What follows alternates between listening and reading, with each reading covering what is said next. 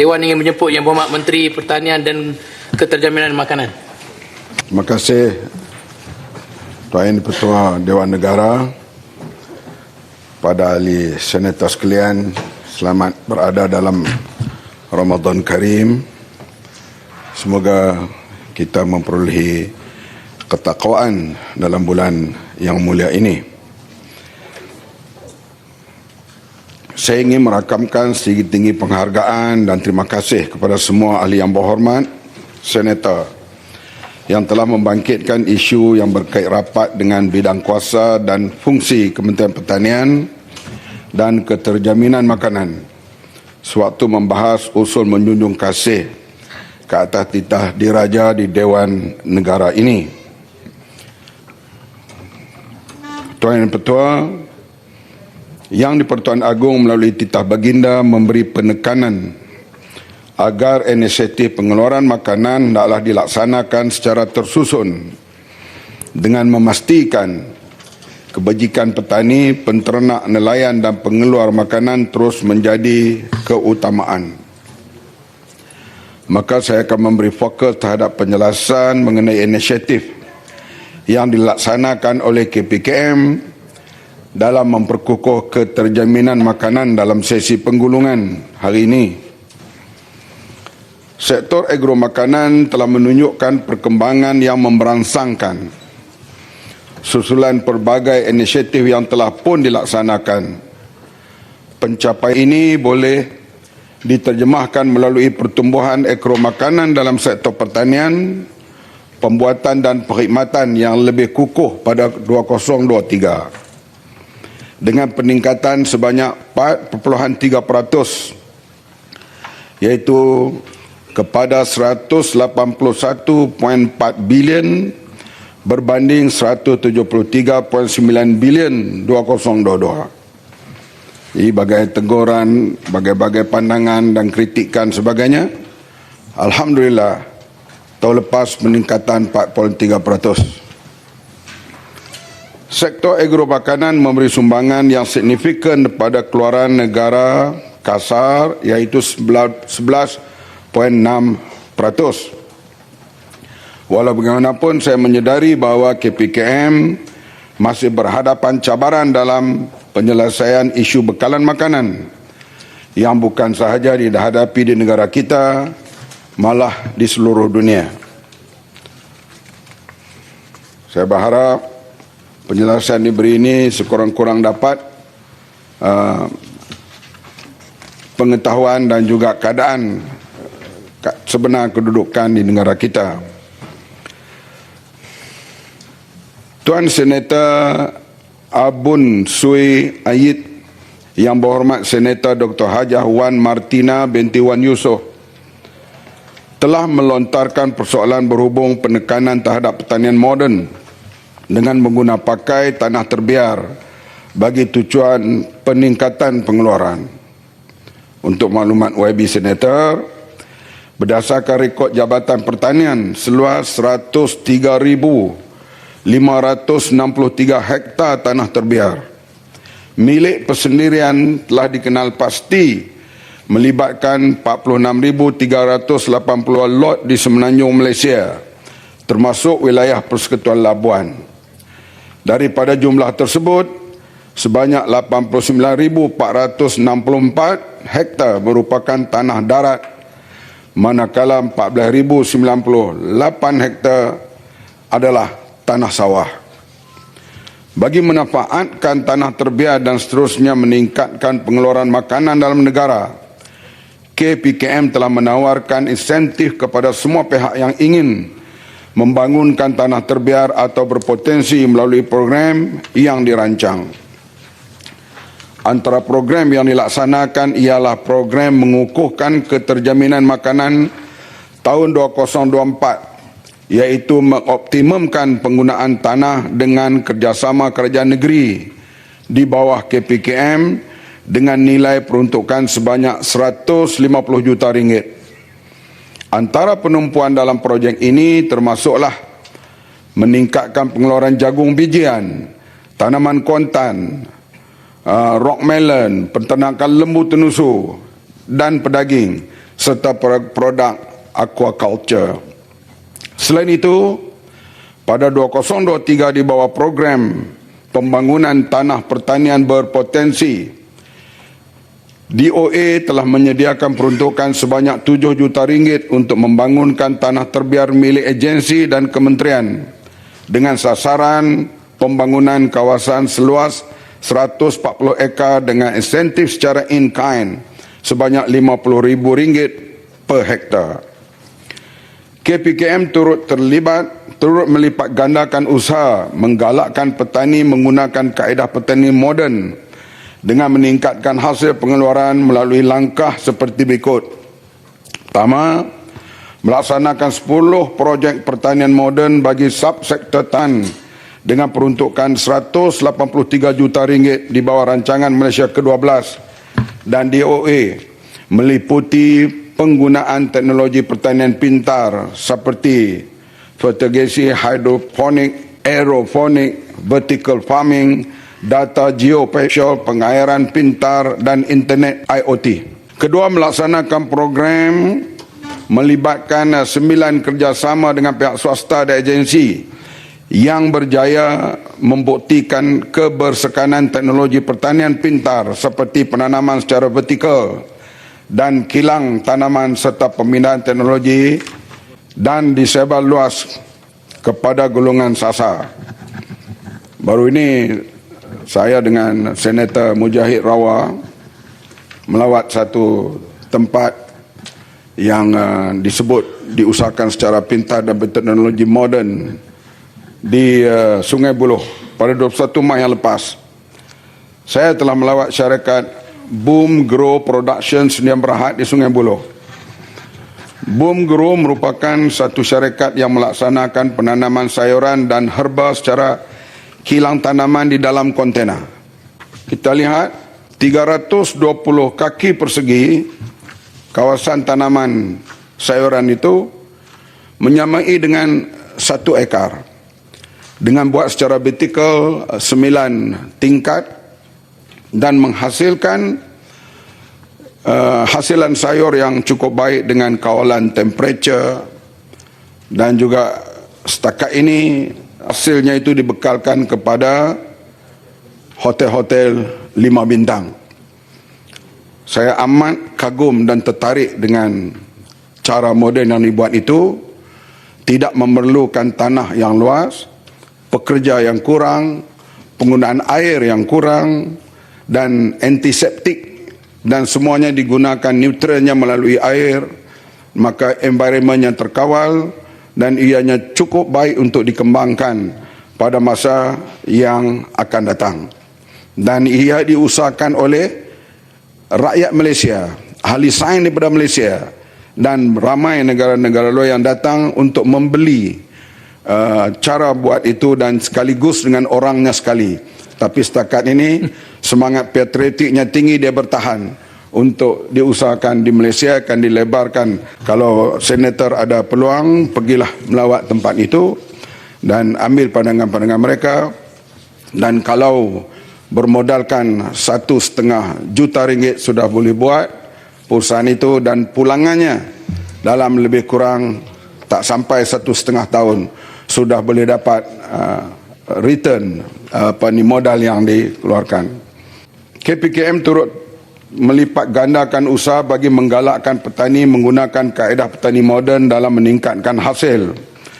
Melaksanakan 10 projek pertanian moden bagi subsektor tanaman dengan peruntukan RM183 juta di bawah rancangan Malaysia ke-12, meliputi penggunaan teknologi pertanian pintar yang saya dah sebutkan tadi. Kedua, melaksanakan program yang melibatkan 9 kerjasama di pihak swasta, dah saya sebut tadi. Ketiga, mewujudkan kawasan khusus bagi pengeluaran makanan secara kekal, iaitu tanaman kekal pengeluaran makanan di seluruh negara. Secara keseluruhan, sebanyak 74 aman kekal pengeluaran makanan telah dibangunkan dengan keluasan fizikal sebanyak 10,602 hektar dengan kerjasama antara kerajaan persekutuan dan kerajaan negeri. di bawah rancangan Malaysia ke-12. Peruntukan sebanyak 30 juta telah diluluskan bagi pembangunan TKPM tanaman baru dengan sasaran tambahan kelulusan sebanyak 600 hektar. Keempat, menggalakkan penanaman dalam persekitaran terkawal yang saya telah sebut tadi dengan peruntukan sebanyak 1.6 juta ringgit bagi melaksanakan urban farming persekitaran terkawal seperti cahaya, suhu, kelembapan dan pemberian nutrien. Perdana Menteri telah menyebut dalam ucapannya beberapa kali supaya urban farming ini digalakkan dengan menggunakan kawasan yang sempit, teknologi moden, dapat hasil yang begitu baik dan lumayan. Dan usaha ini sedang dijalankan, kita mempergiatkan. Saya sendiri telah melawat urban farming yang dibuat di Ulu Kelang bersama dengan masyarakat di situ secara bersatu dan bergotong royong. Mereka dapat membangunkan satu tanaman yang cukup baik dan memberi manfaat kepada penduduk di sekeliling kawasan Ulu Kelang yang merupakan tanaman yang berbentuk urban farming ini.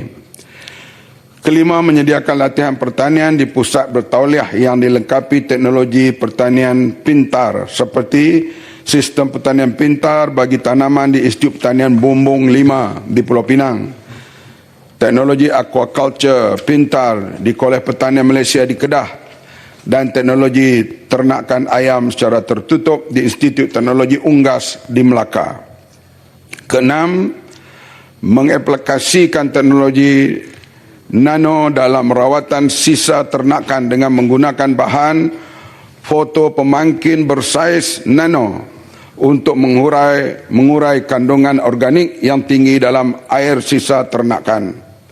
Yang ketujuh, melaksanakan sistem penentuan lokasi penangkapan ikan menggunakan image satellite bagi membolehkan nelayan mengenal pasti lokasi populasi ikan yang tinggi. Tuan Yang Dipertua, Senator Dr. Nelson anak lelaki Reganathan. Boleh jelas sikit, Datuk Yang Dipertua. Kita pulang kepada Yang Berhormat Menteri, boleh? Boleh. Terima kasih Yang Berhormat Menteri Pertanian. Bila kita sebut tentang keterjaminan makanan, yang paling kritikal sekarang ni adalah padi. Paling kritikal sebab memang semua benda lain barang naik, tetapi padi ni, beras ni menjadi sungutan di semua lapisan. Yang saya nak sebut, nak tanya pada Yang Berhormat, kadar ataupun saraan yang jumlah pengeluaran yang negara keluar sekarang sekitar 62.7% tu, dalam jangkaan 1 tahun ni berapa persen jumlah beras negara yang mampu kita keluar. Yang kedua tadi ialah isu precision agriculture, yang pertanian pintar. Pertanian pintar yang mampu dibuat oleh golongan yang korporat besar saja. Tetapi setakat mana pertanian pintar ini boleh dilibatkan oleh masyarakat?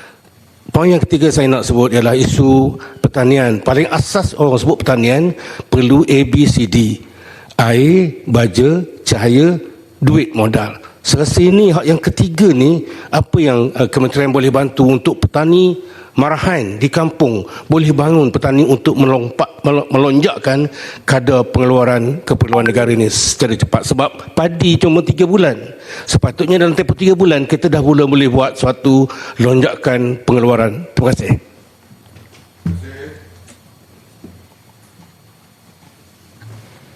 Belum sampai hal padi dah ditanya. Itu tanda senator yang ambil berat hal perkembangan makanan. Saya jawab yang ni dulu ya, saya sampai itu.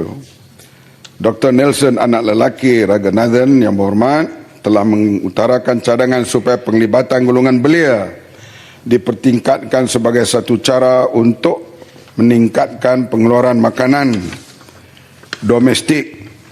Untuk maklumat yang berhabis senator, berpandukan dasar agro makanan negara 2021-2030, KPKM telah menyusun perancangan bagi menggalakkan generasi muda melibatkan diri dalam industri pertanian sama ada dalam bidang pertanian, perikanan atau ternakan Program promosi melalui media sosial, mempengaruh jelajah dan pameran turut dilaksanakan bagi menarik minat anak muda. Pendedahan awal dari peringkat sekolah rendah sehingga penawaran latihan di peringkat tinggi telah dilaksanakan oleh PKPM. Antara program latihan jangka panjang dan kursus jangka pendek yang dilaksanakan adalah seperti berikut. Pertama, program pendedahan di peringkat awal persekolahan.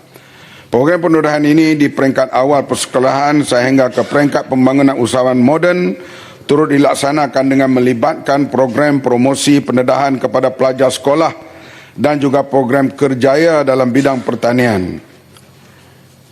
Ini dijalankan termasuk oleh Kementerian Pendidikan. Kedua, program latihan kemahiran. Kita kena faham juga, Tuan Yang Di-Pertua, banyakkan anak muda yang terlibat yang dia hendak kepada quick return. Sebab itu kalau nak terlibat dalam bidang pertanian atau dalam tu perkara, kadang hasil dapat itu lambat. Macam tanam durian, tahun yang ke-6 baru boleh dapat hasil. Jadi orang yang bermodal besar, dia boleh bertahan. Nak tunggu sampai 6 tahun.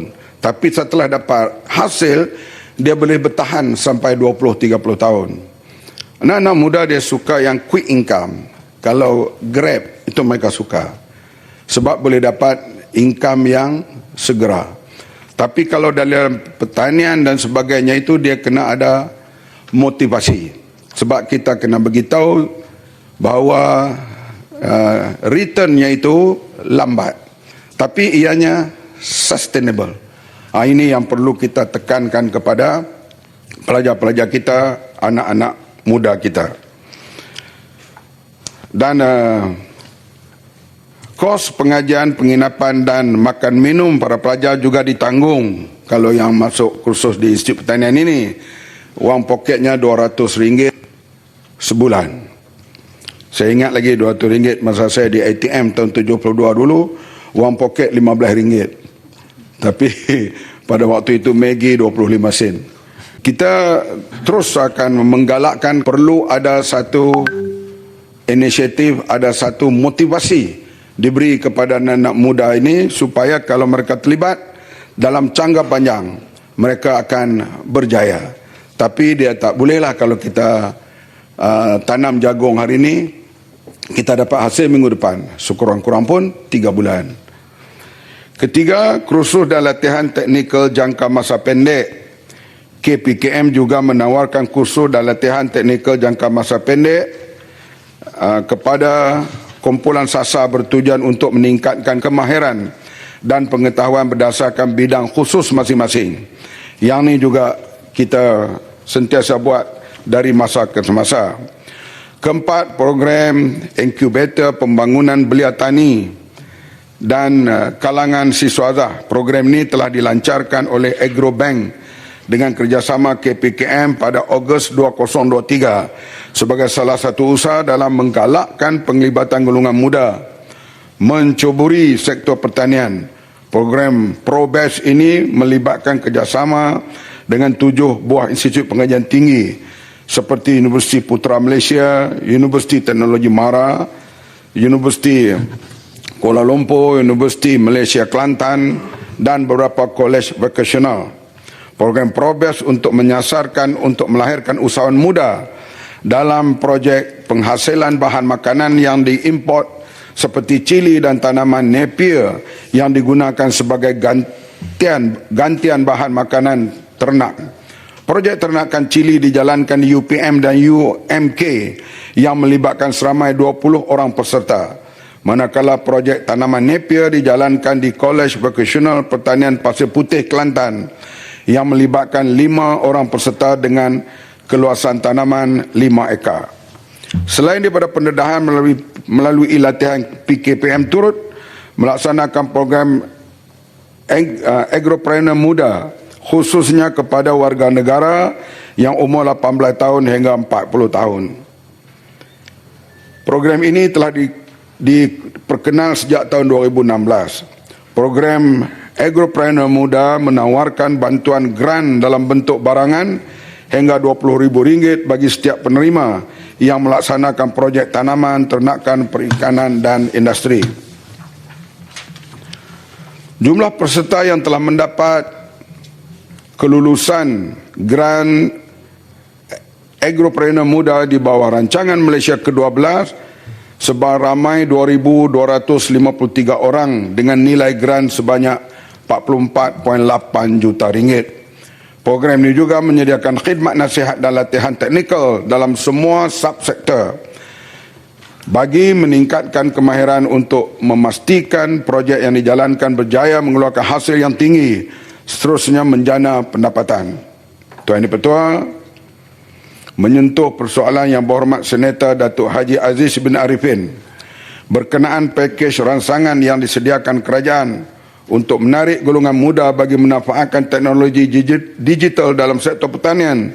Sukar saya menjelaskan KPKM telah melaksanakan beberapa inisiatif dan menyediakan kemudahan pembiayaan bagi menggalakkan penggunaan teknologi digital sekaligus menarik minat golongan belia untuk mencuburi bidang pertanian.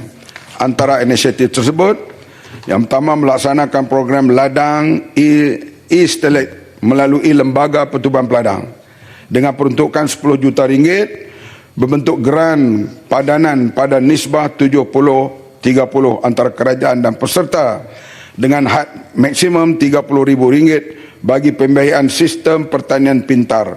Program ini telah memanfaatkan seramai 394 orang peserta.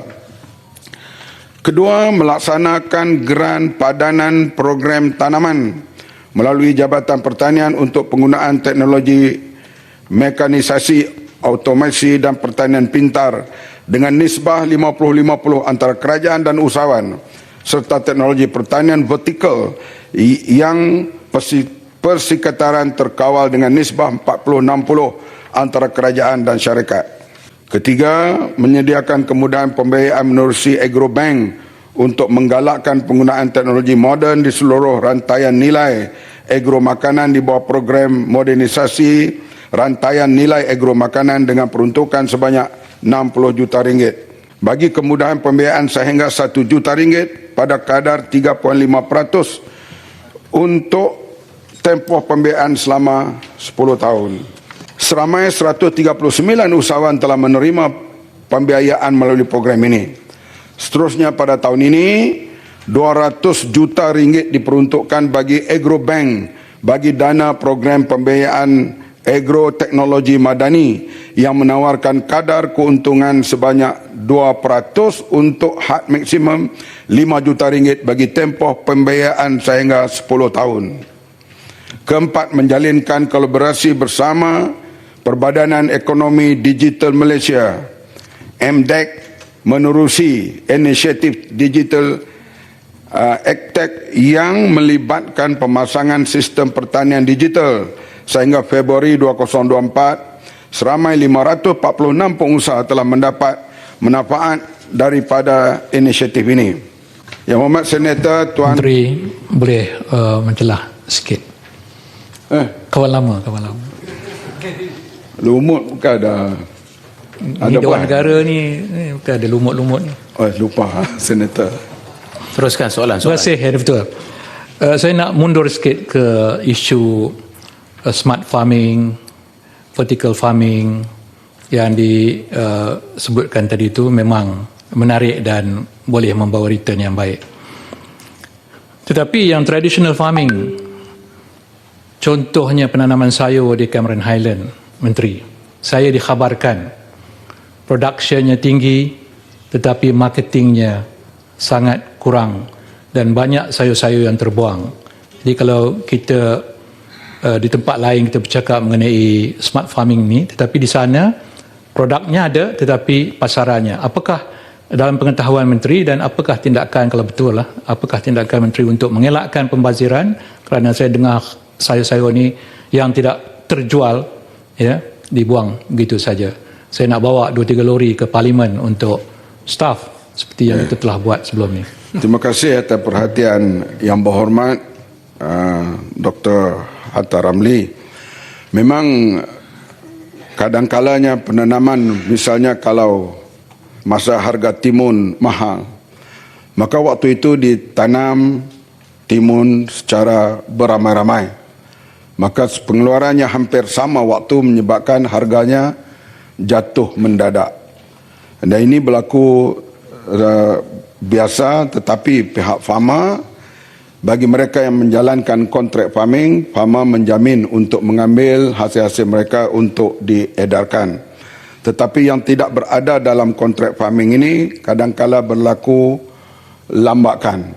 Memang sistem pengurusan ini dia berubah dari masa ke semasa, dan kita pihak kementerian selalu berbincang dengan pihak penanam supaya mereka menanam itu mengikut anggaran yang akan berlaku. Misalnya kalau bulan Ramadan, apa yang dikenaki paling tinggi? Kita tahu bulan Syawal, di antara perintah yang paling tinggi ialah di antaranya cili. Kalau bulan Ramadan ini, permintaan cili itu agak sederhana. Sebab masa bulan Syawal nanti, iaitu lepas daripada bulan puasa, banyak orang buat jamuan dan sebagainya, perlu kepada cili. Jadi program-program penanaman yang berjadual ini perlu dipraktiskan supaya jangan keluar satu sayuran ataupun jenis itu yang serentak yang menyebabkan berlaku lambakan. Dan kita ambil perhatian serius hal ini supaya kita sentiasa berbincang dengan pihak peladang dan farmer akan terus memainkan peranan kalau ada lambakan itu, yang buat kontrak farming boleh mereka selamatkan ataupun diusahakan untuk diselamatkan oleh pihak farmer. Yang berhormat Senator Tuan Musaddiq bin Ahmad, yang berhormat Senator Tuan Sirundi Saad, dan yang berhormat Senator Tuan Haji Abdul Nasir bin Haji Idris telah mengemukakan isu berhubung dengan bekalan beras putih tempatan.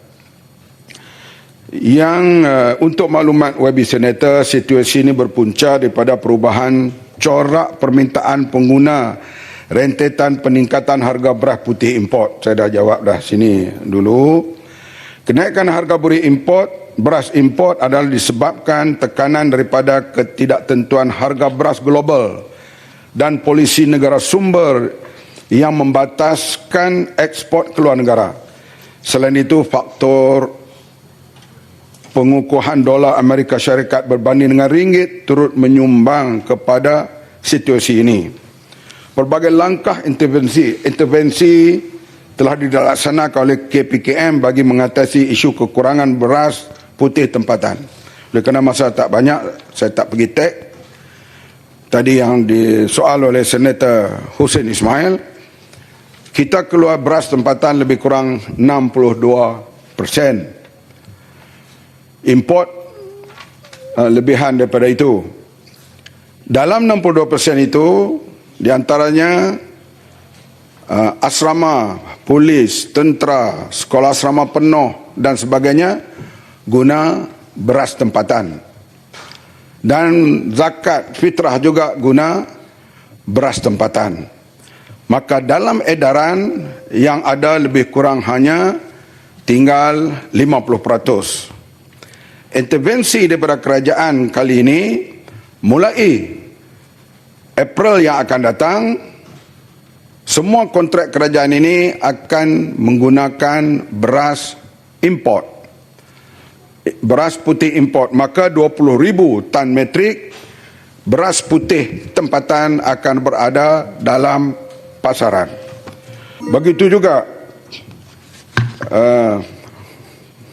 stok yang masih ada, yang ada kepada pengilang-pengilang, kita arahkan supaya dikilangkan dan dikeluarkan beras untuk dibawa untuk digunakan oleh orang awam.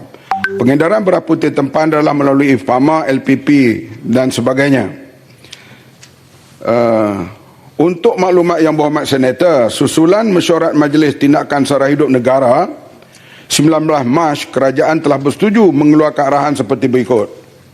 Pertama, penurunan harga jualan runcit beras putih import daripada RM2 hingga RM3 pengurangannya. Di pasaran dilaksanakan dan langkah ini telah berkuat kuasa mulai 20 Mac. Kedua, semua stok semasa padi dan beras yang telah dibeli oleh pengilang berjumlah 140,000 tan metrik dapat diproses dan dikeluarkan untuk kegunaan pasaran tempatan dengan serta-merta. Ketiga, KPKM meningkatkan penguatkuasaan melalui kawalan padi dan beras di seluruh negara.